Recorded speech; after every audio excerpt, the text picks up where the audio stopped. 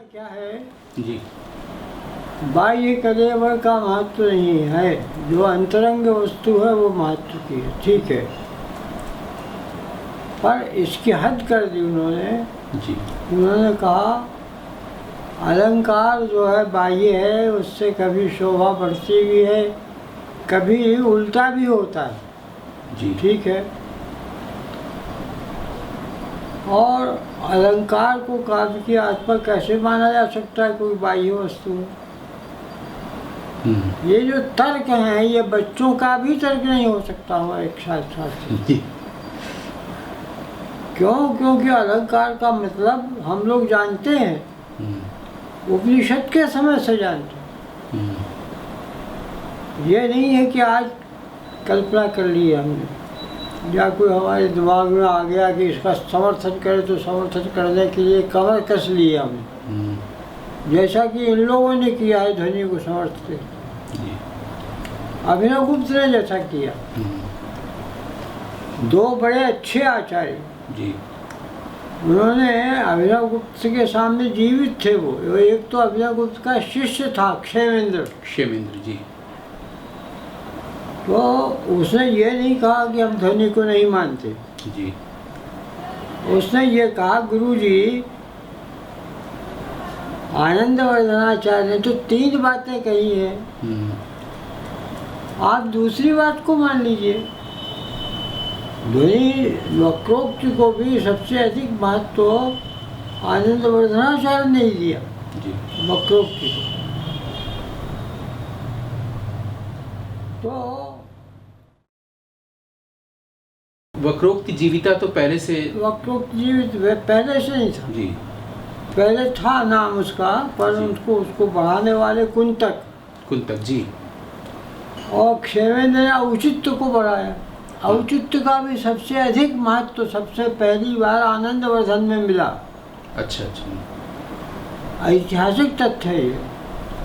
तो वो कहता है उनका गुरु, वो अभिनव गुप्त के शिष्य है, अभिनव गुप्त से कहता है हम कल्पना कर रहे हैं जी कि गुरु जी एक ये और एक ये, इसका सिर न पैर और इसका विधिवत सभी शास्त्रों में उल्लेख, इसका महत्व, औचित्य को आत्मा मान लीजिए, अलंकार को नहीं। ये जो है ये ऐतिहासिक, ये क्या है, सबमिशन है जी और उसको रिग्रेट कर दिए अभिनव गुप्त ने।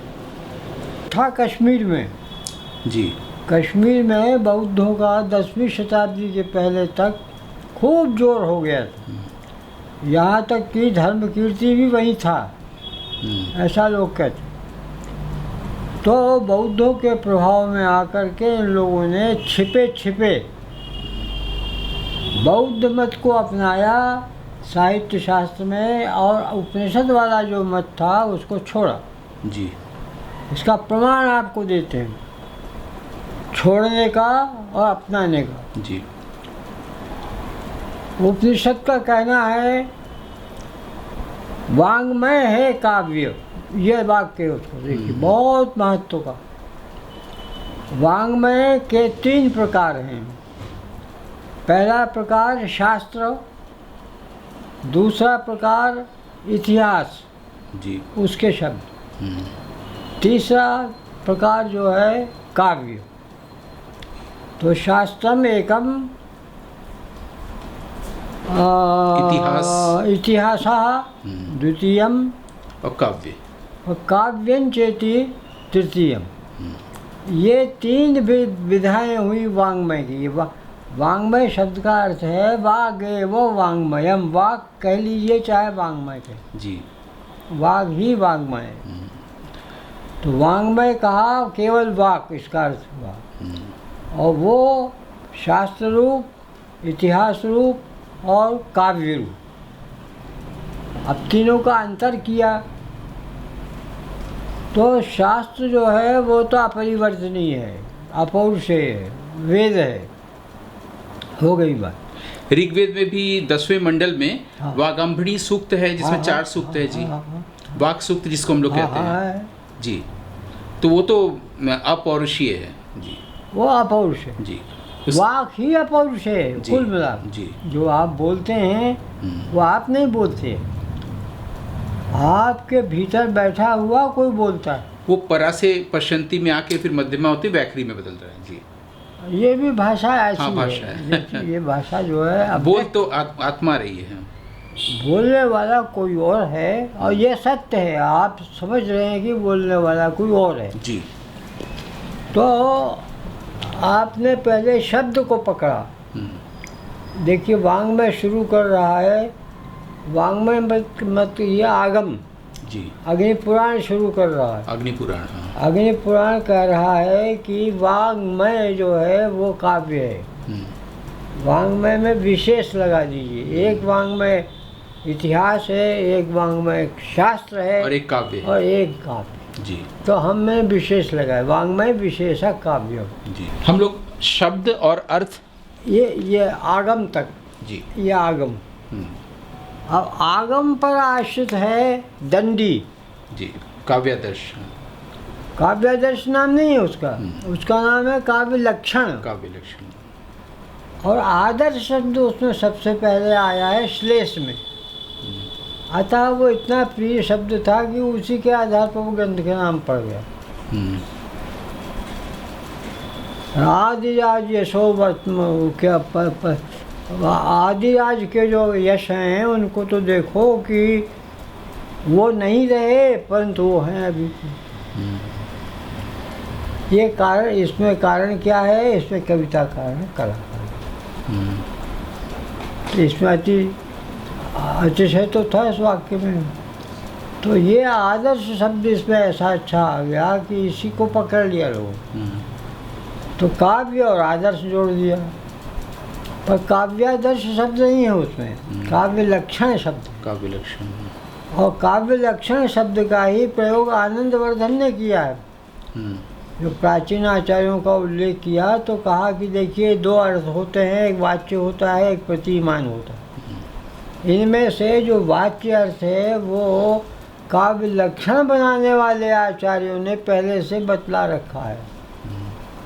लक्षण शब्द का वो काव्य लक्षण पंडित पढ़ाते नहीं है ठीक से, काव्य लक्षण है वो दंडी के ग्रंथ करा और उसने अलंकारों का निरूपण किया भी है खूब। हम लोग काव्यादर्श के ही नाम से जानते हैं। प्रसिद्ध है वो काव्यादर्श। तो सौंदर्यम अलंकार, सौंदर्य तो आप जानते हो, तो सौंदर्यम अलंकार, बात खत्म हो गई। आप सौंदर्य का अर्थ बताइए। कपड़ा पहना है इस कारण सुंदर हैं आप, क्या आपने आभूषण या आपने पाउडर लगाया है या कुछ और किया है। इस समग्रता का नाम सौंदर्य है। इस सब की समष्टि जो है वो समष्टि है सौंदर्य में कारण। उसी प्रकार आप काव्य में अलंकार है, रस है, ये इत्यादि जितने जो कुछ हैं, वक्रोक्ति, ध्वनि, ये सब तो एक ही है। दो शब्द बनते हैं, एक अलंकार और एक गुण। गुण शब्द बनता है और उसका स्वरूप भी आपके सामने आ जाता है। जैसे शरीर, तो आप 6 फीट के ऊंचे पूरे कैसे हो गए? 6 फीट के हड्डी हो,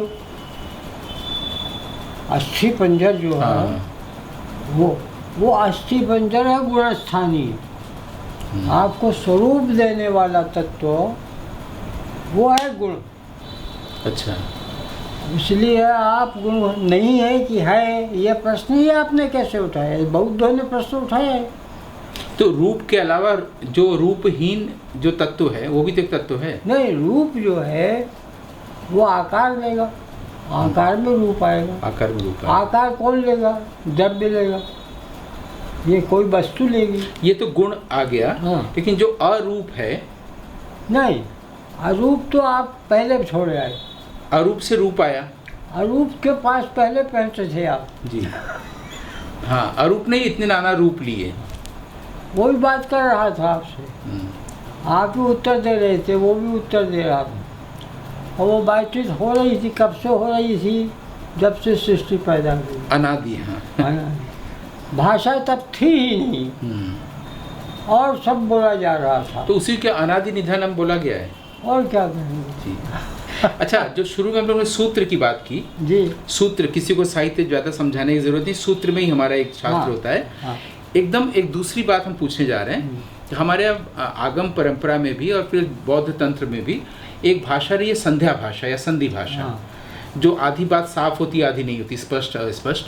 तो क्या इन सूत्रों में भी वो संध्या भाषा रहा है, जैसे कि हमारे एक संधि निर्मोचन सूत्र एक बौद्ध का? नहीं, हमको ये ऐसे सूत्र योग शास्त्र में लगते हैं कि हैं जी, क्योंकि वहाँ उन सब सूत्रों से अर्थ समझ में आता नहीं।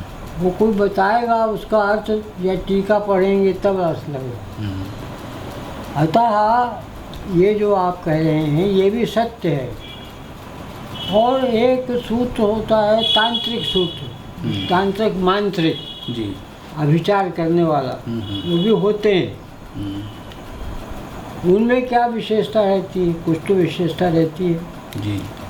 उसमें जो विशेषता है वो भी अव्यक्त ही है, उसको शब्द से नहीं कह सकते। हमें राजशेखर ने भावित्री प्रतिभा और कार्यत्री प्रतिभा कही है। ये दोनों ही गुण हो सकता है कालिदास में रहे हो, एक गुण से उन्होंने अभिज्ञान शाकुंतलम लिखा हो, एक से ऋतु संहार लिखा हो, ऐसा नहीं? ऐसा नहीं, ऋतु संहार तो देखिए उस समय एक फैशन थी जी, ऋतु वर्णन जी। ऋतु वर्णन के प्रति उसका आकृष्ट हमारा कामशास्त्र भी है। हाँ। कामशास्त्री तो कलाओं का निधान है और पुराणों में भी है उसकी तरफ आकर्षण है। और ऋतुओं का परिवर्तन होता है तो वर्षा के बाद शरद ऋतु आती तो अच्छी लगती है। अच्छा, अभी आपने पाठ भेद का प्रसंग आया, तो जब हम लोग नाट्यशास्त्र पढ़ते हैं, नाट्यशास्त्र पर 1926 से लेकर 1956 और आगे भी काफ़ी काम हुए हैं, ठीक है? तो उसमें जैसे कोई एक कारिका हम ले लेते हैं, जैसे पहले अध्याय में जब पूछा जाता है नाट्य क्या है, तो तीनों लोगों का भावानुकीर्तन बताया जाता है। तो हमको एक जगह मिलता है कि नैकांत तोत्र भवताम देवानाम चानुभावनम त्रैलोकस्यास्य सर्वस्य नाट्यम भावानुकीर्तनम। तो वो जो त्रैलोकस्यास्य नहीं, ऊपर जो है कि नैकांत तोत्र भवताम देवानाम चानुभावनम, एक में चापी भावनम, एक में चात्र भावनम। तो ये जो तीन पाठ मिल रहे हैं, तो नए जो विद्यार्थी हैं उनके लिए अगर एक ही कर दिया जाता तो ये अच्छा नहीं होता? देखिए, आप भाषा की दृष्टि से विचार कीजिए जी। ये जो वाक्य है इसमें आपकी शब्द आवश्यक है, केवल एक का वर्णन नहीं है इसमें। अपि च अपि च अत्र, चा तो ठीक है, हाँ, लेकिन हम चापी देवानाम चापी भावना, चानु भावनम, अनु होता है तो ज्यादा अच्छा होता है। केवल एक पक्ष का नहीं है, ये सबका है। त्रैलोक के आपने अपने नाट्यशास्त्र में अनुकार पर बहुत विशेष जोर भी दिया है कि ये अनुकीर्तन की जगह पर अनुकार ज्यादा वो है। तो अगर मैं कह रहा हूँ कि नए जो विद्यार्थी पढ़ने आ रहे हैं उनको कोई एक ही दिया जाए, वो तीन पाठ क्यों हम दें? कीर्तन शब्द जो है बोल बोल कर बखान करने का नाम था कीर्तन। कीर्तन कर रहे हैं जैसे चैतन्य महाप्रभु करते थे। जी, स्मारक भवन बनाएगा, कुछ भी बनाएगा, वो कीर्तन अग्रवाल साहब ने बताया, वासुदेव श्याम अग्रवाल जी कादम्बरी लिख रहे तो थे। हम लोग बात कर रहे थे जो पाठ भेद, क्या इसको आप कहते हैं कि जो चानु भावनम, चापी भावनम, चात्र भावनम, ये पाठ भेद है? तीन अलग अलग पाठ में पाठ हो सकता है, तो अनुभावनम ज्यादा अच्छा। अनुभावनम तो अगली पीढ़ी जो पढ़ेगी और उसके आगे की पीढ़ी आएगी, आती रहेगी, तो हम लोग कोई एक पाठ दे, चानुभावनम ठीक रहेगा जी। पर आप कुछ तो छाप रहे हैं, हम कुछ छाप रहे हैं, हाँ। हम भी स्वतंत्र, आप भी स्वतंत्र। नहीं, विद्वान लोगों का एक समवाय ये ना मत, विद्वान लोग जो है वो तो बिखरे रहे। कमलेश दत्त त्रिपाठी वही कब उसी को लिए जीवन बीत गया उनका। हम लोग उनसे जब वो कालिदास एकेडमी में थे, एक बार प्रेमलता शर्मा जी ने भी अनुवाद किया था नाट्यशास्त्र का। प्रेमलता शर्मा जी ने, बहन जी। तो एक बार हुआ था कि वहाँ पर ही वो विद्वत गोष्ठी बुलाएं उज्जैन में और इसका एक पाठ तैयार हो जाए, तो इससे क्या होगा, किसी को दिक्कत नहीं होगी। तो नहीं कर, वो अभी तक नहीं किया, अभी तक नहीं हुआ। उनको उनको एक कोई फंड है, यूनेस्को फंड, उसने उनको पैसा दिया खाली नाट्यशास्त्र के एडिशन के लिए। नहीं, उन्होंने एक ही खाली एडिट किया है, वो जो INCA से निकला है नाट्यशास्त्र, उसको खाली संपादन का आया है। संपादन क्या किया आप बताइए, क्या संपादन है उसमें? उन्होंने जो नेवारी लिपि में मैन्युस्क्रिप्ट मिले हैं, उनमें जो पाठ भेद मिले वो भी जोड़ दिए हैं, बस हो गया। और राधा वल्लभ जी ने जो एंथोलॉजी किया नाट्यशास्त्र पर, वो काम है, वो आधार है आपका, उसके आधार पर आप खोज सकते हैं। और आपका जो नाट्यशास्त्र है, हमारा नाट्यशास्त्र जो है वो समग्र नहीं है, और हमने ये उनसे कह दिया था पांडे जी से कि देखिए पूरे नाट्यशास्त्र पर हम नहीं लिख सकते, हम जितने पर लिख सकते हैं आप उतने पर लिखने की अनुमति दें तो हम शुरू करें। तो आप लिखिए होते, हमने साफ कह दिया कि हमको वो जो आपके नवम अष्टम नवम में जो संगीत के स्वर हैं, चतुर्थ में कर्ण और अंगहार के साथ जो उनका हमको ठीक से अर्थ नहीं लगता। इसमें पंचमी है कि षष्ठी है कि चतुर्थी है कि क्या है, कौन? अच्छा, एक बात और है, जब पहली बार संस्कृत से हिंदी और अंग्रेजी अनुवाद हुआ तो उसमें वो विद्वान तो थे जो संस्कृत जानते थे, लेकिन कला के विद्वान साथ में नहीं बैठे, इससे उसकी शब्दावलियाँ जो है वही रह गई, जैसे वर्धमानक है, पिशखंबक है, आदि आदि। तो अच्छी वो रह गई तो अब आप सुधार लीजिए। हाँ, अब दोनों को साथ मिला के जगह लाया। उन्होंने यदि शब्द बदल दिया होता तो अब कौन सा अनुवाद किसका है? किसका? अब कला के लोग, इस विद्वान उसको कर सकते हैं जो कलावंत लोग हैं। हाँ, कलावंत लोग जो हैं उनको तो अपनी प्रशंसा में सुनने के काम करने के लिए कोई नहीं है, मतलब अवदान दे के चले जाए संसार से, ऐसा करने वाले अच्छे हैं हम, ये आप कह दीजिए बस इतनी, हम अच्छे हैं, बहुत अच्छे हैं। अच्छा, ये जो आपकी काव्यालंकार कारिका है, ये कुल कितनी कारिकाएं हैं इसमें? 300।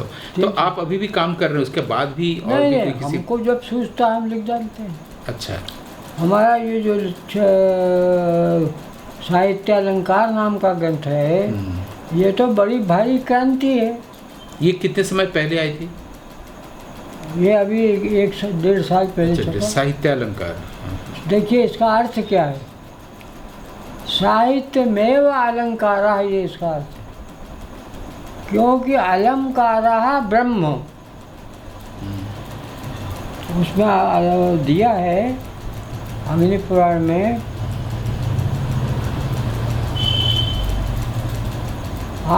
कौन सा? अक्षरम, अक्षरम से ये है शुरू, अक्षरम परमम ब्रह्म सनातनम अजम और अलम। ये अजम पाठ मुख्य प्रधान मैंने प्रसिद्ध है, अलम बहुत कम प्रसिद्ध है पर है। अलम विभुम वेदांतेषु वदन्तेनम चैतन्य ज्योतिरक्षरम, ये पूरी कारिका हो गई। इसमें ब्रह्म शब्द आया बहुत साफ, द्वितीयांत है ब्रह्म, विदु, अक्षरम विदु, परमम विदु, सनातनम विदु, परमम, और अलम विदु ये भी आया। और देखिए अजम भी है, अलम भी है, हम दोनों में से किसी को रिजेक्ट नहीं कर सकते। अलम क्या है? अलम में अलंकार। हाँ, अलंकार। आपने एक बार तंत्रालोक भी बोला था कि अभिनव गुप्त ने एक उर्दू का शब्द भी उसमें डाला है। अकबर शब्द का। और भी कई शब्द हैं, 100 भी शब्द हैं, और भी कई शब्द है। द्वितीय का खंड में हमारे पास 3 संस्करण हैं तंत्रालोक के। हाँ, KSTS वाला भी आपके पास होगा। निर्णय सागर वाला जो है वो भी है। निर्णय सागर से भी छपा था, तो नाट्यशास्त्र छपा था निर्णय सागर पे, बॉम्बे से। तंत्र शास्त्र, तंत्रालोक, वो तंत्रालोक हमारे पास वो भी है। कि हम अपने आप को इस विषय का पात्र नहीं मानते। क्यों? क्योंकि हमारा मस्तिष्क उल्टा भी चलता है। एक श्लोक आपको सुना दे, ये श्लोक रुद्रट ने काव्यालंकार में उद्धृत किया है। अच्छा, व्याख्यानमनेक विधम, व्याख्यानम अनेक विधम लिंगम, लिंगम माने निश्चित हेतु, लिंगम अबोधस्य, ये विद्युत्ता का आप लक्षण मान रहे हो, ये अबोध का लक्षण है। अनेक विधम व्याख्यान, व्याख्यानम अनेक विधम लिंगम अबोधस्य धूम इव बन्नेः, उदाहरण भी दे दिया। और फिर दृष्टांत देते हैं कि मुख्यम मार्गम अजानन स्पृशति अनेकान पथः मुह्यन्, मोह में जो पढ़ा समझ नहीं पाया, इधर जाऊँ उधर जाऊँ, तो इधर भी जाता है फिर लौट के आता, फिर जाता है फिर लौट के आता। तो मुख्यम मार्गम अजानन स्पृशति अनेकान पथः, द्वितीयांत है मुह्यन्। ये आप उद्धत का कमेंट है, ये इसका उत्तर आप बोल रहे हैं मेरा विषय नहीं, मुझे लगता है विद्वान जो होता है वो एक ऐसा प्रकाश है, तो वो जिस तरफ भी नजर डालता है उस पर उसको प्रकाशित कर देता है। तो इस सब आपका विषय है। और हमारे कहा गया कि विद्वांसो वही देवा, जो विद्वान होता है वही देवता होता है। आप सब लोग बड़ी बड़ी बात बोलते हैं, हमारी उम्र भी ज़्यादा हो गई शायद तो इसलिए। पर एक बात है, सच्चाई छोड़कर आप पढ़िएगा तो वो शास्त्र आपका साथ नहीं दे।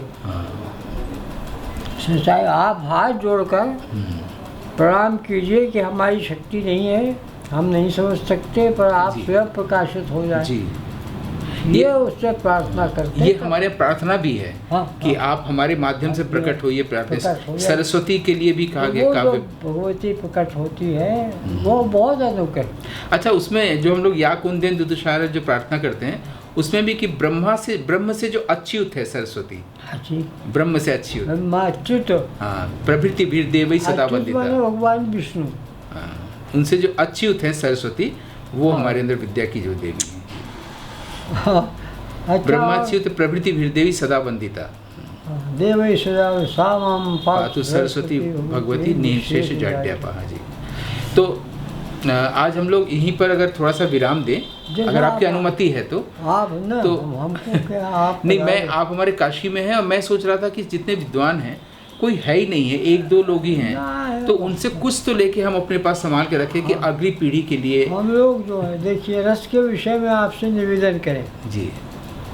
रस को आप कला की वस्तु क्यों मानते हो? वो तो लोक की वस्तु है।